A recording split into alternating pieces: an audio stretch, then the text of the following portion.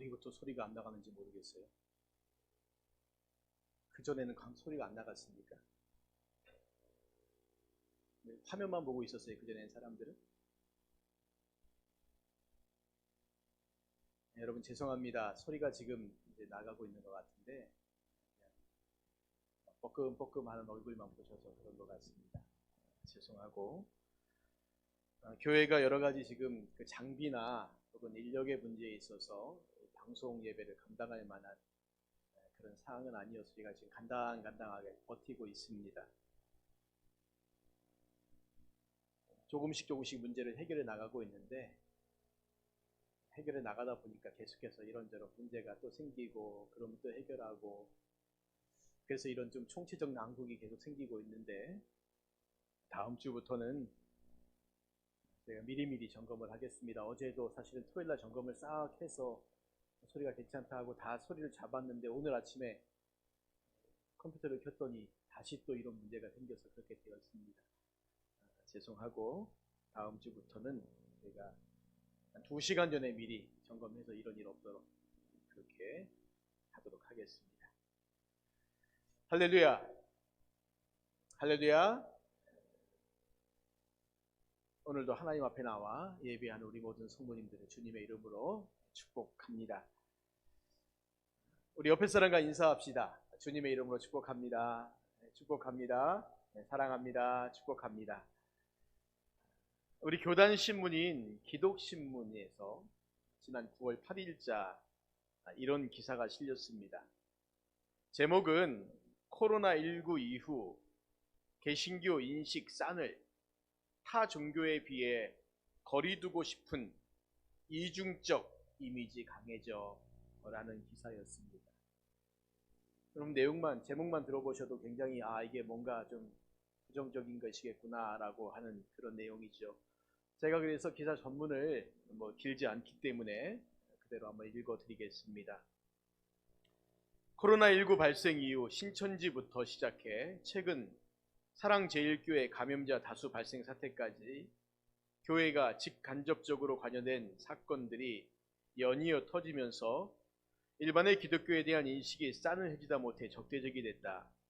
목회 데이터 연구소가 엠브레인 트렌트 모니터의 종교 및 종교인 과세 관련 인식조사 결과 등을 종합해 발표한 교고서에 따르면 우리 국민은 불교와 천주교인 하면 온화한, 절제적인 같은 감정을 느끼나 개신교인에 대해서는 거리를 두고 싶은 이중적인 사기꾼 같은 등의 이미지가 떠올리는 것으로 나타났다.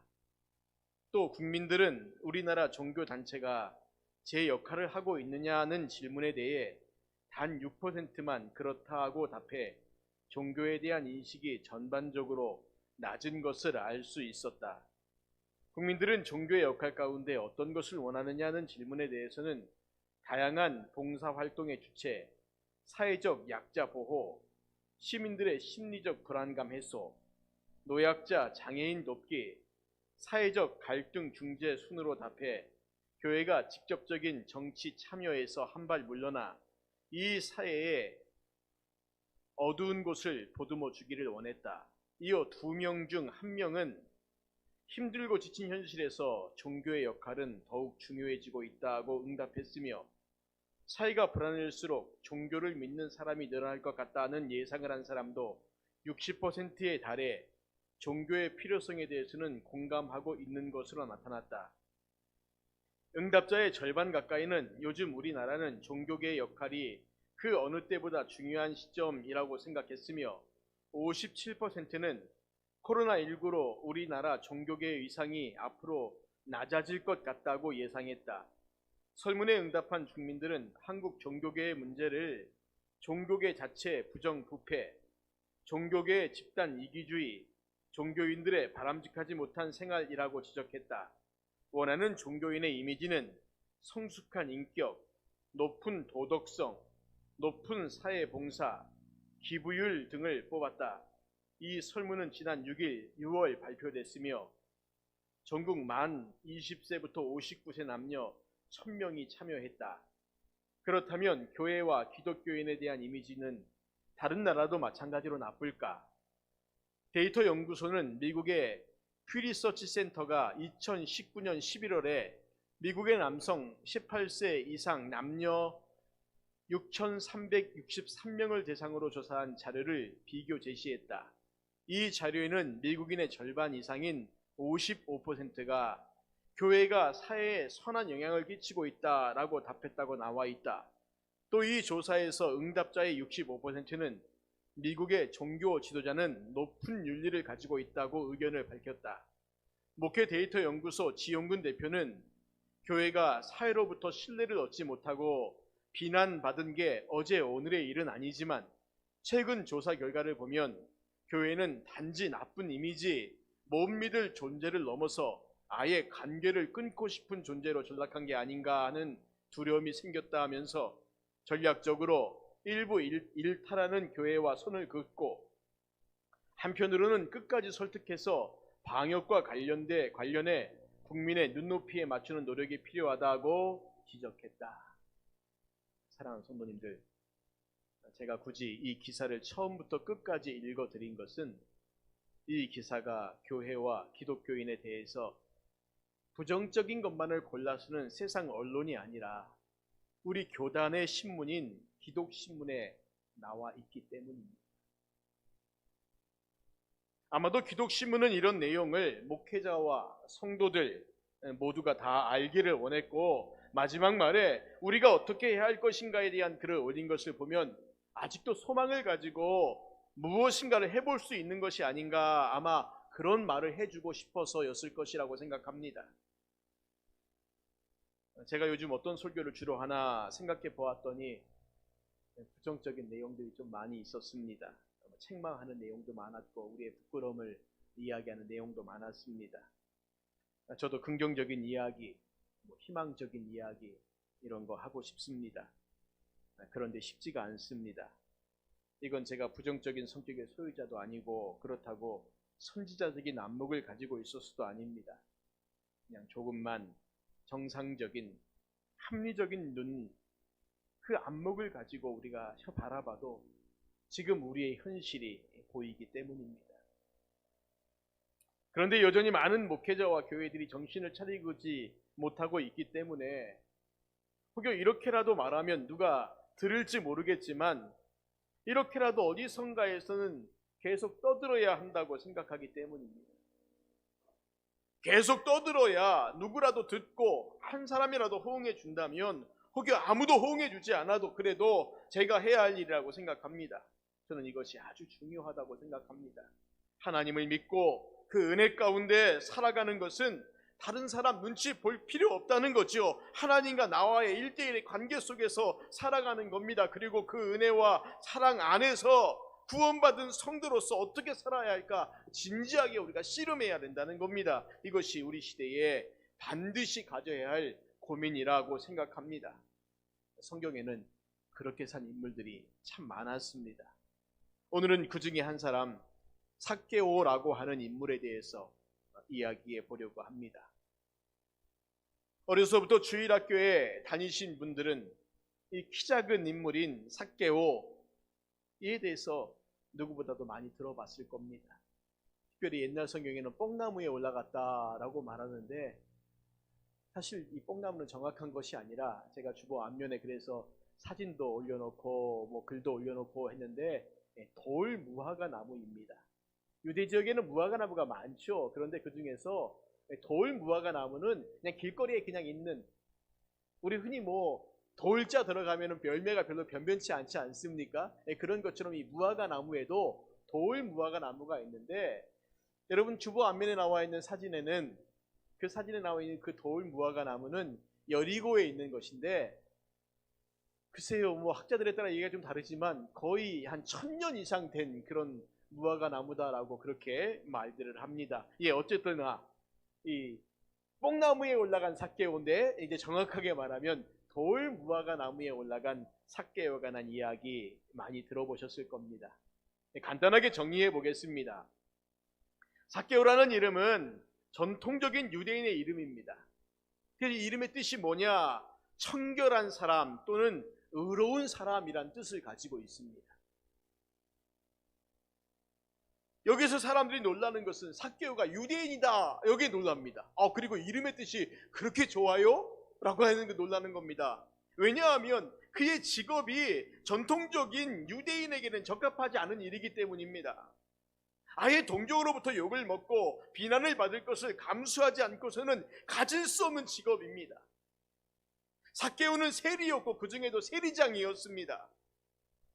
당시 세리는 로마의 막강한 공권력을 이용해서 자기 마음대로 세금을 부과하여 징수할 수 있었고, 그래서 많은 부를 축적할 수 있었습니다. 그래서 누가는 삭개오를 소개할 때 부자라고 그렇게 말하고 있는 겁니다. 당시 세리에게는 허가된 도둑이라는 별명이 있었는데 그들의 우두머리인 세리장은 오직 했겠습니까? 세리가 허가된 도둑이면 세리장은 허가된 도둑들의 대장입니다. 그러니 우리가 안 봐도 뻔하죠. 알 수 있는 겁니다. 결국 삭개오가 가지고 있는 모든 부는, 그를 부자라고 소개한 누가는 결국은 그의 모든 부가 부당한 착취나 도둑질이었을 것이다 라고 하는 이 추측을 얼마든지 할 수 있게 만드는 것이죠. 그러면 삭개오가 왜 이 직업을 갖게 되었을까? 청결한, 의로운이란 이름의 뜻을 가진 삭개오가 왜 전혀 청결하지 않은, 전혀 의롭지 않은 일을 하게 되었을까? 일반적으로 삭개오의 작은 키에서 추측을 해서 아마도 그가 가진 그 컴플렉스, 키가 작기 때문에 혹시 사람들에게 무시당하는 게 아닐까라고 하는 그것 때문에 돈을 많이 벌 수 있는 직업을 선택했을 것이라고 말을 합니다. 그런데 저는 다른 생각을 해봤습니다. 삭개오는 얼마든지 사람들로부터 존경을 받을 수 있는 직업을 선택할 수도 있었고, 그것도 안 된다면 수도사의 길을 선택할 수 있었기 때문입니다. 저는 그냥 삭개오가 돈을 많이 좋아한 사람이다, 돈을 많이 사랑한 사람이다, 그렇게 생각합니다. 그래서 선택한 직업이 그 당시에 돈을 많이 벌 수 있는 게 뭘까라고 찾아봤더니 세리였습니다. 그냥 먹고만 살 수 있는 직업 정도가 아니라 돈을 많이 벌어서 큰 소리치고 살 수 있는 직업이 뭔가, 그것이 세리였다는 거예요. 세상을 어찌어찌 살다 보면 나도 모르게 사람들에게는 욕을 먹어도 돈이 잘 벌리는 일을 하고 있는 사람들을 보게 되지 않습니까? 아니, 왜 저런 욕을 먹고도 저런 일을 할까 궁금하죠? 그냥 돈이 좋은 겁니다. 돈이 좋은 거예요. 아니, 왜 저 사람은 저렇게 욕을 바가지로 먹는데 저런 일을 하고 있을까? 돈이 좋은 거예요. 멘탈이 좋은 게 아니라 돈이 좋은 겁니다. 돈이 좋다 보니까 이것저것 아무 신경 안 쓰는 거죠. 그냥 그런 일들에 익숙해지는 겁니다. 욕을 먹는 것보다 생기는 이익이 더 크게 보이는 겁니다. 그러니 사람들의 욕이 더 이상 욕으로 들리지 않는 거지요. 삭개오의 키가 작다는 말은 실질적으로도 작다라고 하는 의미가 있기도 하지만, 헬라어 원어의 용례들을 보면 이 작다라고 하는 표현이요, 인격이 미숙하다 혹은 삶의 자세가 미숙하다라고 하는 부분까지도 해석을 해요. 그러니까 삭개오를 말할 때 우리가 본다면 그의 외모 자체가, 키가 작은 것은 맞아요. 왜 사람들 틈에서 잘 안 보이니까 나무 위로 올라간 것일 때 보면 그가 키가 작은 게 맞습니다. 그러나 또 한 가지는 키가 작은 것뿐만 아니라 인격이나 삶의 자세가 미숙하다라고. 그러니 그가 선택한 직업이 세리라는 직업이었을 것이라는 거지요. 복음서를 읽다 보면 예수님의 행적에 대해서 기록했던 저자들의 의도를 알 수 있는데, 어느 하나의 예수님의 행적, 말과 행동도 그저 우연히는 없다는 겁니다.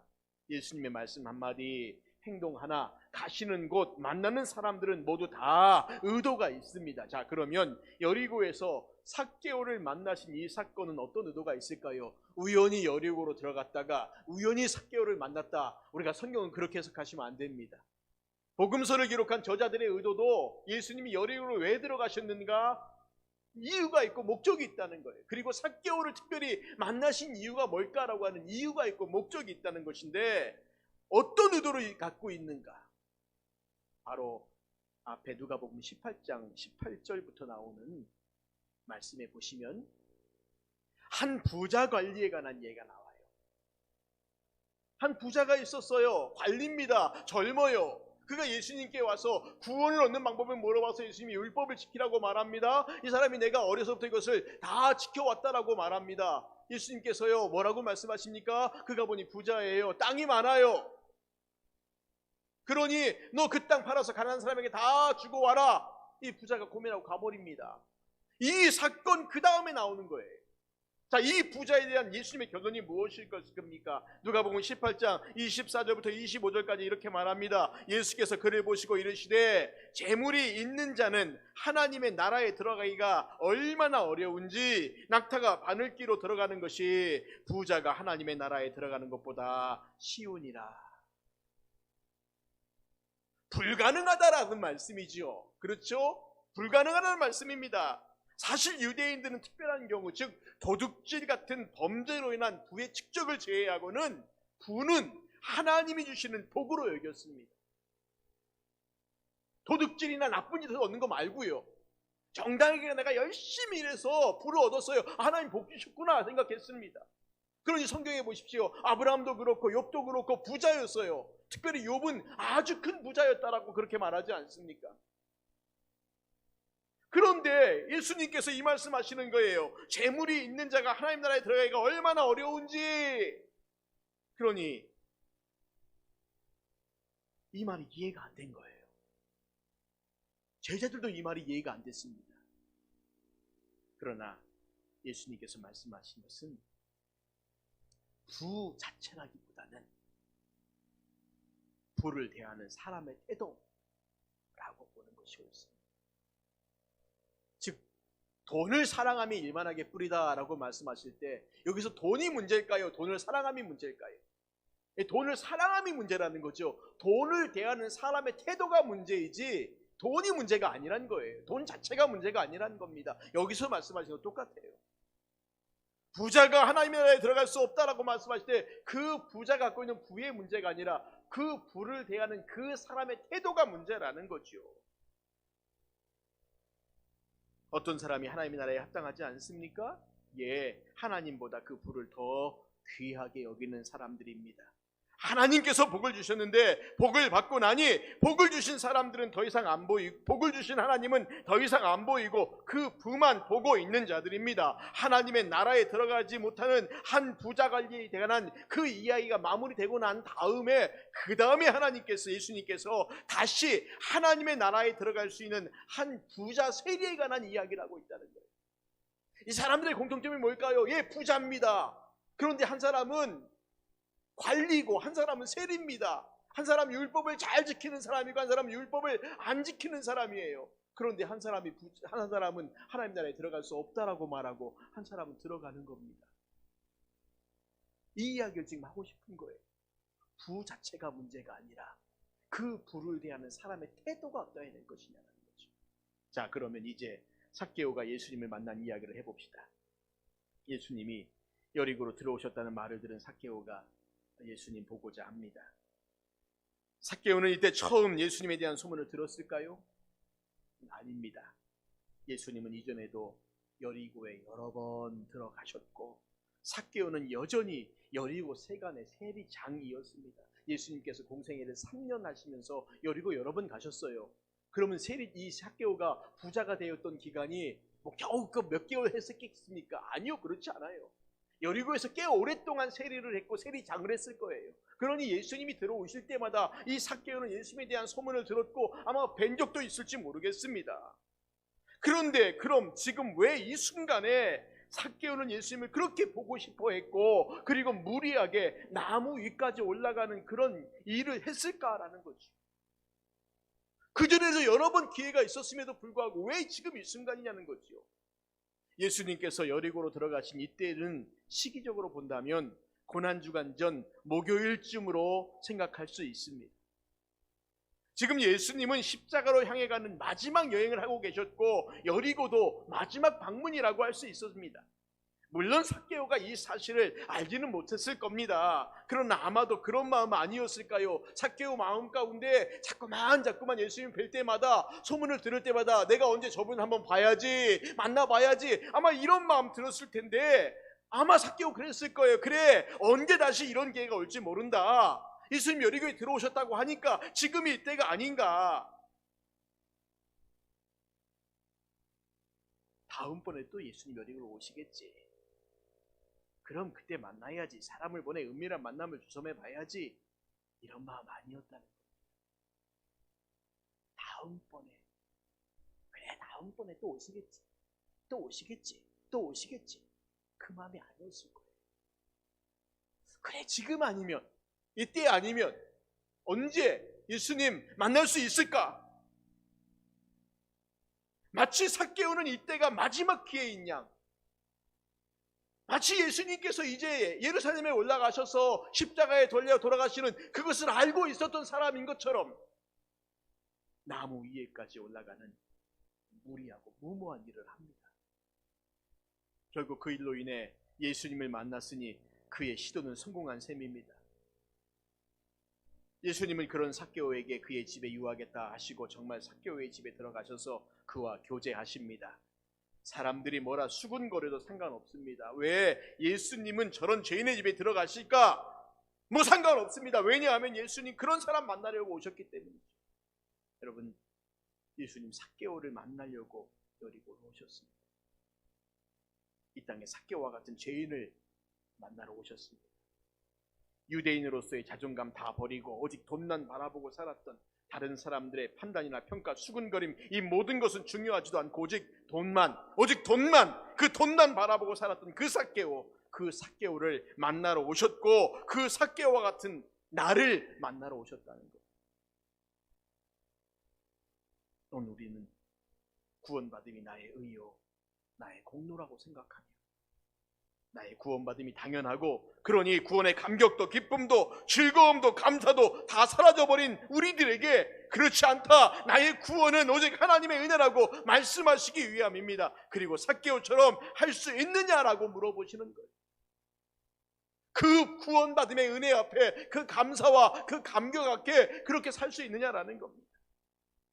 삭개오는 예수님이 주시는 그 구원의 은혜가 너무 감사했습니다. 다른 어떤 것과도 바꿀 수 없었습니다. 그가 지금까지 최고의 것으로 여겼던 그 돈도 이제는 아무것도 아니었습니다. 그래서 삭개오가 이런 행동을 합니다. 8절 말씀입니다. 19장 8절에 이렇게 말합니다.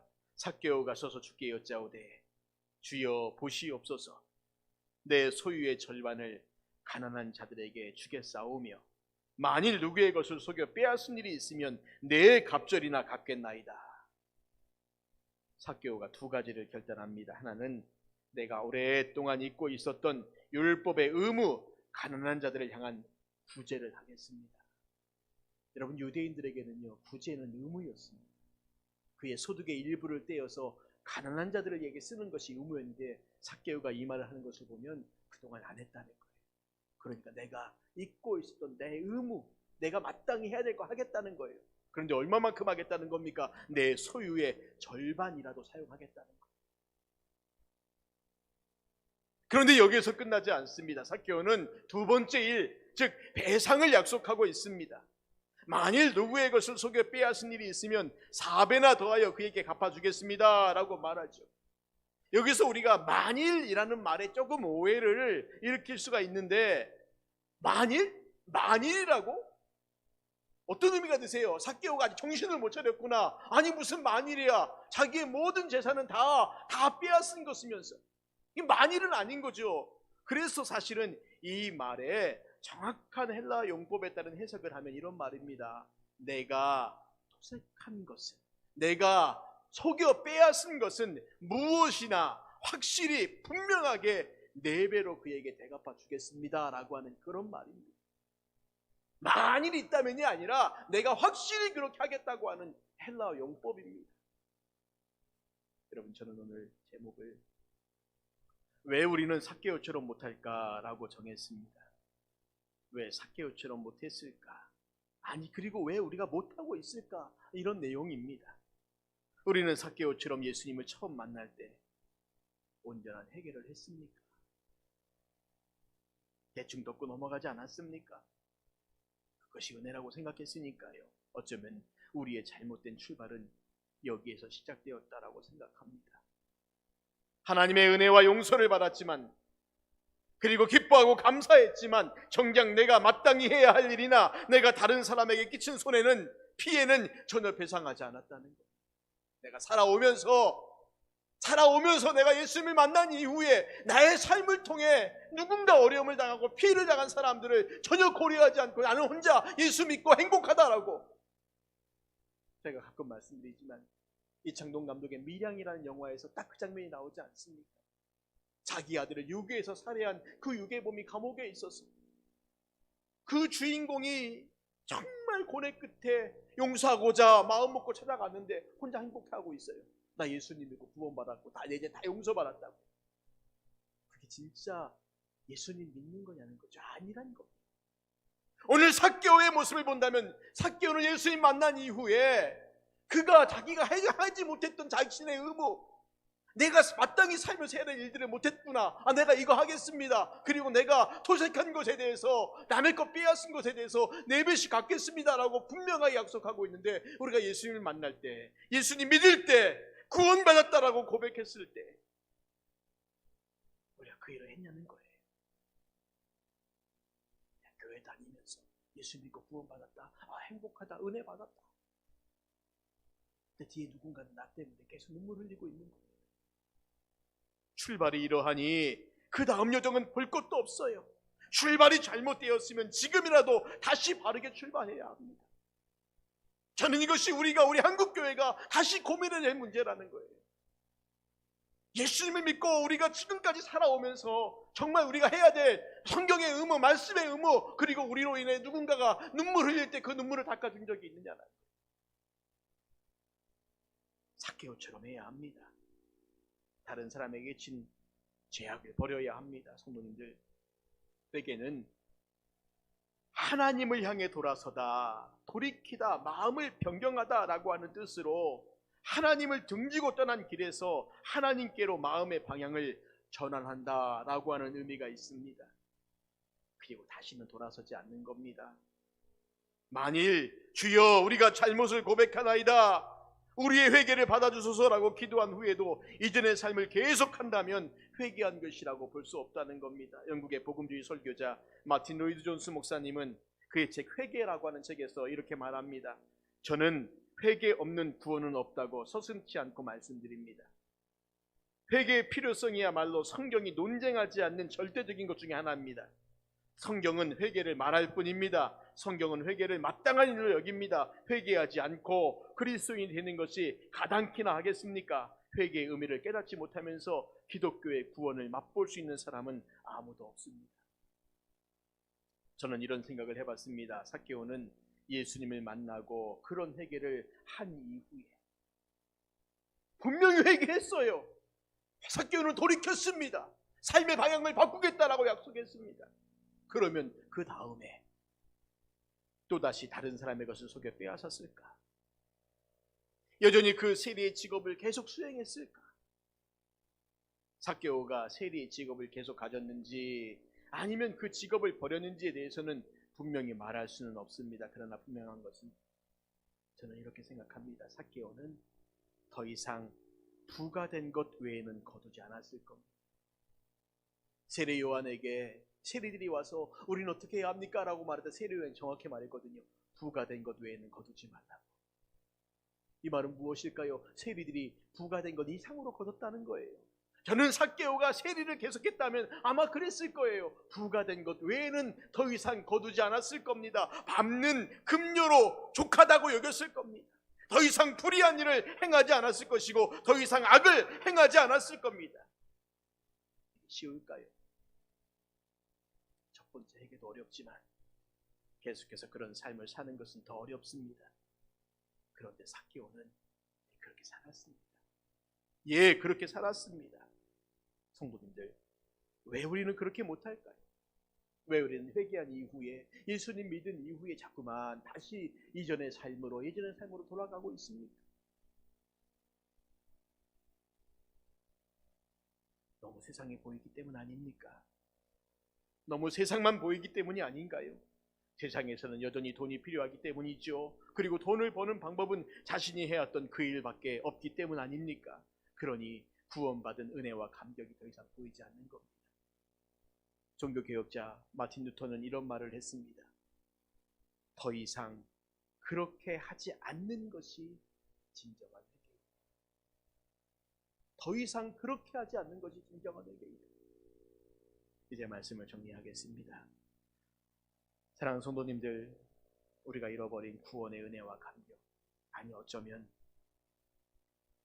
처음부터 누리지 못하고 있었던 그 구원의 은혜와 감격을 다시 회복해야 합니다. 교회 나와서 사람들과 관계를 맺으면서 친해지고 친교하고 먹고 마시고, 이것이 은혜요, 이것이 사랑이라고 생각했다면 우리의 생각을 바꿔야 합니다. 출발이 잘못되었다면 다시 출발해야 하고, 중간에 다른 곳으로 빠져버렸다면 다시 돌아와야 합니다. 서두에 말씀드린 것처럼 오늘 이 시대 한국교회의 장래가 참으로 암울합니다. 저는 교회의 장래를 말하지 않아요. 한국교회의 장래를 말해요. 한국 사람들이 이 땅에 세워놓은 교회의 장래가 암울하다는 것이지, 하나님이 세워놓으신 교회의 장래가 암울한 게 아니에요.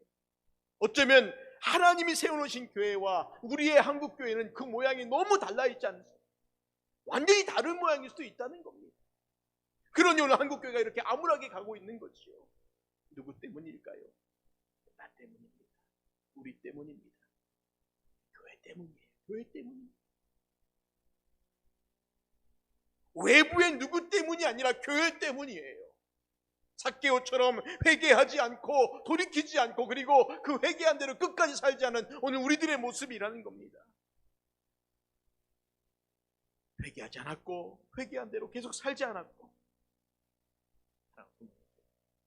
삭개오처럼 살아야 합니다. 다시는 예수님을 알지 못했던 때로 돌아가면 안 됩니다. 다시 돌아서지 말고, 다시 그렇게 살지 말고, 하나님 앞에 다시 온전하게 설 수 있는 저와 여러분 되시기를 주님의 이름으로 축원을 드립니다. 우리 같이 이 시간 찬송하고 기도하는 시간 갖겠습니다. 나 같은 죄인 살리신 주 은혜 고마워, 잃었던 생명 찾았고 광명을 얻었네.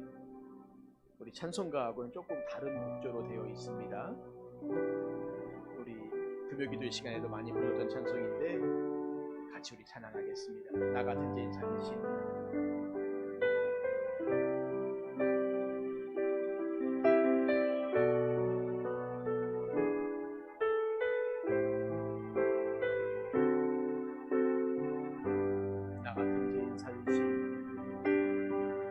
나 같은 죄인 살리신 은혜 놀라워,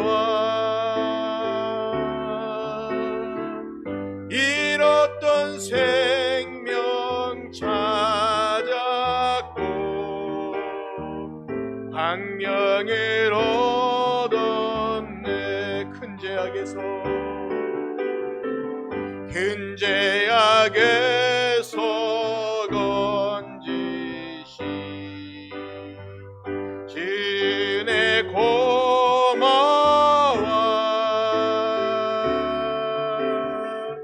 나 처음 믿은 그 시간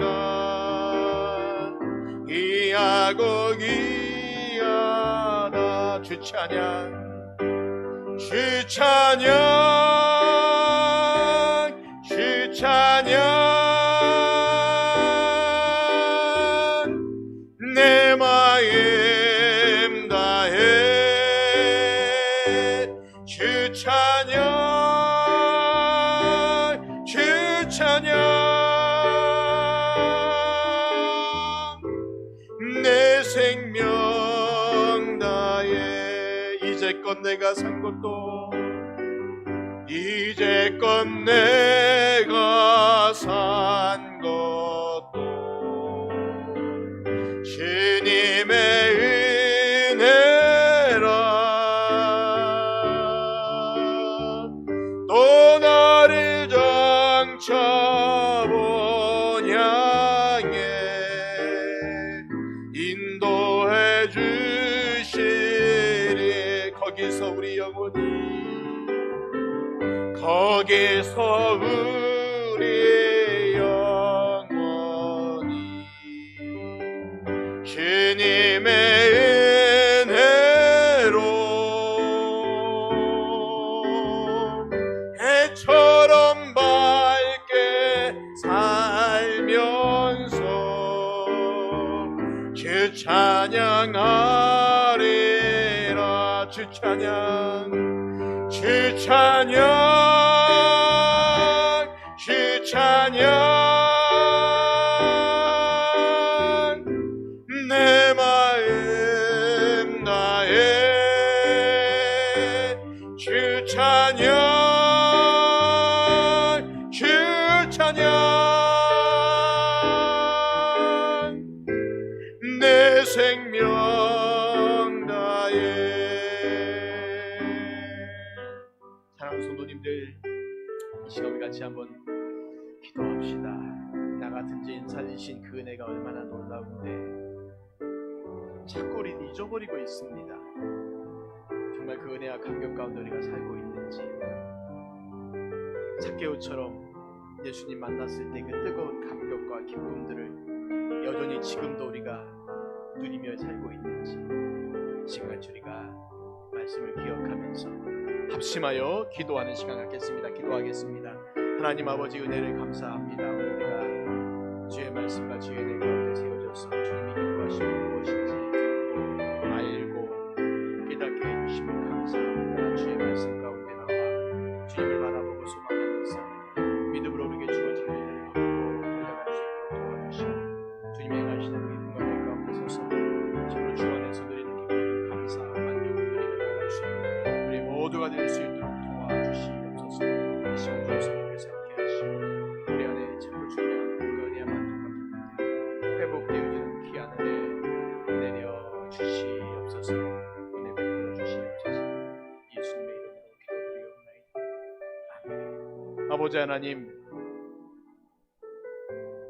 삭개오는 불의한 인생을 살았고 악한 삶을 살며 남의 것을 빼앗아 자신의 부를 축적한 삶이었지만, 예수님을 만나고 그는 결단합니다. 내가 지금까지 해왔던 잘못을 바로 잡으리라. 내가 행하지 못했던 의무를 이행하고 내가 남의 것 빼앗은 거 4배로 갚아주리라. 이 일들을 행하고 난 이후에 삭개오는 또다시 그의 인생을 살아가면서 여전히 같은 죄악으로, 같은 불의함으로, 같은 악함으로는 돌아가지 않고 오직 주님과 함께 주님을 바라보고 소망하며 삶을 살아갔습니다. 오늘 우리의 삶이 주님 만난 이후에 어떻게 되었습니까? 오늘 교회의 모습은 주님과 함께 동행한다 하면서 어떤 모습입니까? 하나님, 우리의 모습을 돌아보게 하시고, 왜 우리는 삭개오처럼 못했을까? 그리고 못하고 있을까? 여전히 이 땅에 있는 불의하고 악한 것들만 바라보며 살고 있지 않은가? 우리의 모습을 보게 하시고 주님 기뻐하시는 온전한 믿음으로, 삶으로 주께 나아가는 우리 모두가 될 수 있도록 되게 은혜를 내려 주시옵소서. 내 마음 다해, 내 생명 다해 주님만을 섬기고 찬양하고 또 주님이 기뻐하시는 믿음의 삶을 끝까지 살아갈 수 있는, 이 시대가 암울하고 교회의 상황들이 암울하지만 우리가 다시 회개하고 주님께로 나아갈 수 있는 그 삶을 살아갈 수 있도록 은혜 내려 주시옵소서. 주의 성령께서 함께 하시고 은총을 베풀어 주시옵소서. 오늘 주님 앞에 나와 예배하고 또 각자의 처소에서 예배하는 우리의 심령들 가운데 함께 하시고, 오늘도 드려지는 물질 가운데 은혜를 주시고, 또 기도하시는 우리 장로님, 또 예배를 준비하며 영상 예배를 위해 쓰는 모든 이들에게, 그리고 각자의 처소에서 예배하는 모든 이들에게 신령한 은혜 내려 주시옵소서. 예수님의 이름으로 기도드리옵나이다. 아멘. 우리 다 다 같이 하셔서 찬송하시겠습니다.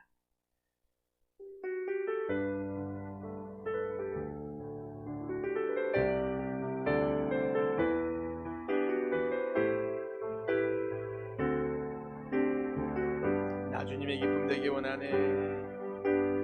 나 주님의 기쁨 되기 원하네. 내 마음을 새롭게 하소서.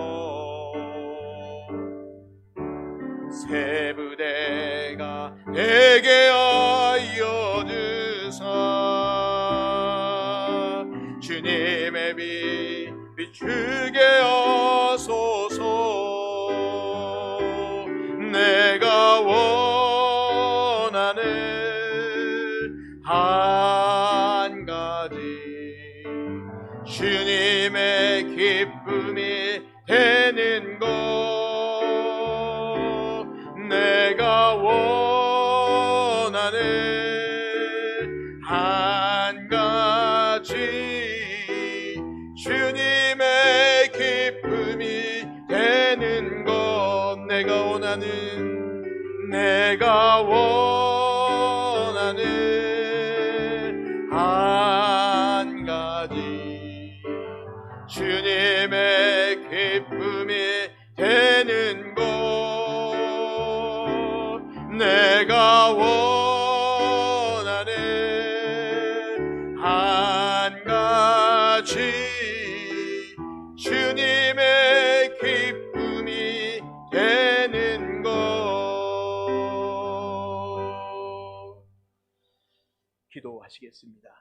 오늘 혹시 영상 가운데 잘못된 부분이나 미흡한 부분이 있으면 제가 살펴봐서 다시 녹화해서 올리든지 편집해서 올리든지 해서 제대로 된 예배 영상 올라갈 수 있도록 하겠습니다. 영상으로 예배드리는 분들에게 온전한 서비스를 못해서 죄송하고, 이런 일 없도록 다시 그렇게 하겠습니다. 기도하겠습니다. 여호와는 내게 복을 주시고 너를 지키시기를 원하며, 여호와는 그의 얼굴을 내게 비추사 은혜 베푸시기를 원하며, 여호와는 그 얼굴을 내게로 향하여 계사 평강 주시기를 원하노라.